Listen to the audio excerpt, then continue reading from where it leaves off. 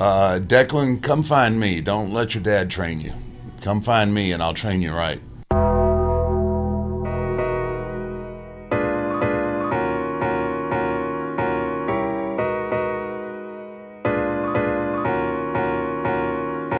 Hello everyone for Sportskeeda Wrestling. This is Bill Apter. Welcome to the Apter Chat. The Undertaker. Man, it's about time you had me on. Yeah, I finally caught up with you. And once again, you have won the Bill Apter very first Legacy Award. Yeah, that is truly an honor, and I appreciate that, Bill, so much. Like I said, it's going to take up a nice spot in my new office that I'm building, and like I said, I'm honored that you thought of me. You're the man, as they say. You're the man. The man. All right. Although the man might get upset at that, but right now you. So about 2 weeks ago, I saw your brother, Kane Jacobs. Yes, sir, Mr. Mayor. Yes, Mr. Mayor. Now, as you know, he has gone into politics successfully, and recently, both parties have reached out to Dwayne Johnson, The Rock, about going into politics. So has that ever crossed your mind? Is that something you want to do? Politics? Yeah. No, I have no aspirations at all about getting into politics. I think my closet's a little too full of skeletons that would probably come out. And let's find out what they are. No, you're not gonna. They've been in there for a while, and I plan on keeping them there. Okay. Man. I'm very, I keep, an eye on things as far as, I follow politics and what's going on in our country, and, I want to make things better, but I don't think my temperament is quite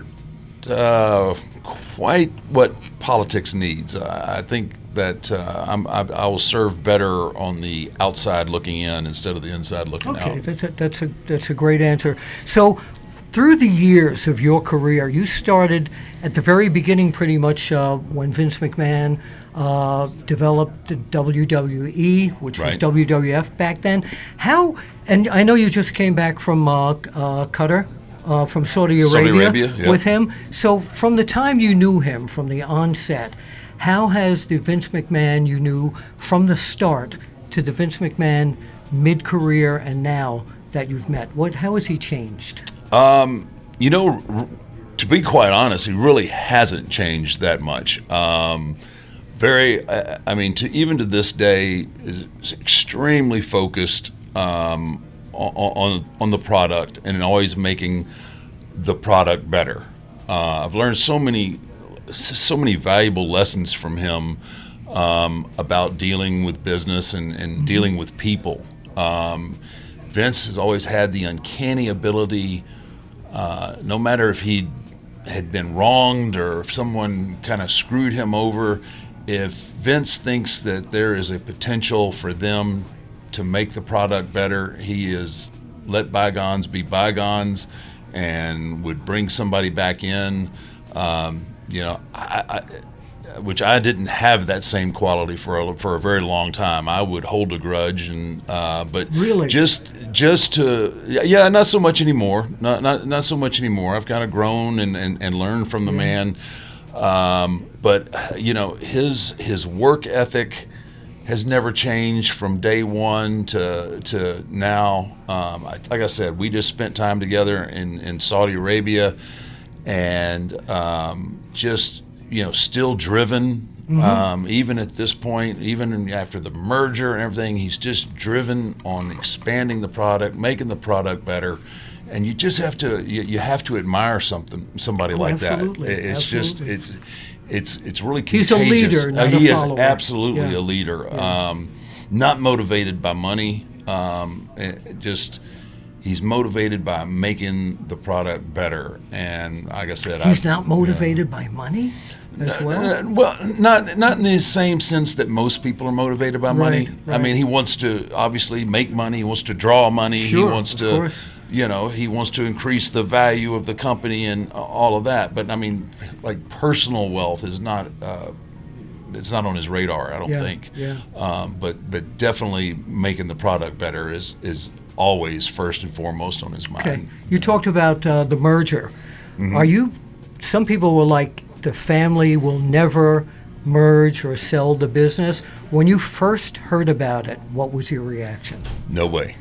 Really? Yeah, I didn't think. There was no way that I thought that in some capacity a McMahon would not own WWE. That's probably been the biggest shock of all of it. Is that the merger happened. But again, that's what was best for business. So I guess that's what that was the decision-making process. It's to me, it's a little sad. All the way from the grandfather to his father to him. Yeah, and then it was the only thing that I ever knew is Vince was the boss, and I mean he'll always be the boss, and I'll always refer to him as the boss. But I was shocked because I just we heard the rumors and if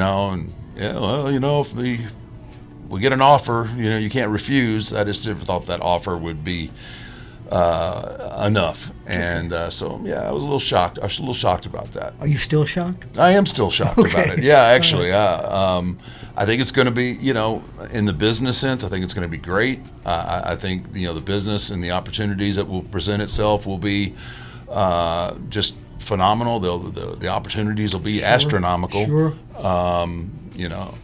These are two really strong companies, and you put them together, and it's going to be great. But it's still that sentimental part of me. Oh, yeah, of course. That same part of me that wants to hold on to kayfabe and everything else. And also, his kids grew up with you. Yeah. I mean, they're like like little brothers and sisters to me. And so. But that doesn't change. I mean, I still have relationships, obviously with Shane and Stephanie and their kids, and so that never changes. But it's just a little bit, it's a little shocking. You brought up their kids. Declan is now sort of saying that he's interested in becoming a pro wrestler. Mm-hmm. If you could give him advice looking into the camera, what would you say to him? Declan, come find me. Don't let your dad train you. Come find me and I'll train you right. I tell you what, there's nothing.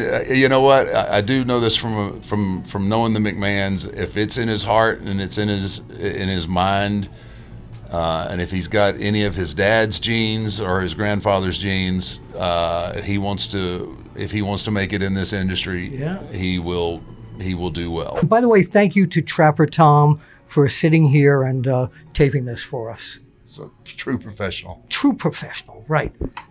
The Undertaker, the Bill Apter Legacy Award. First ever.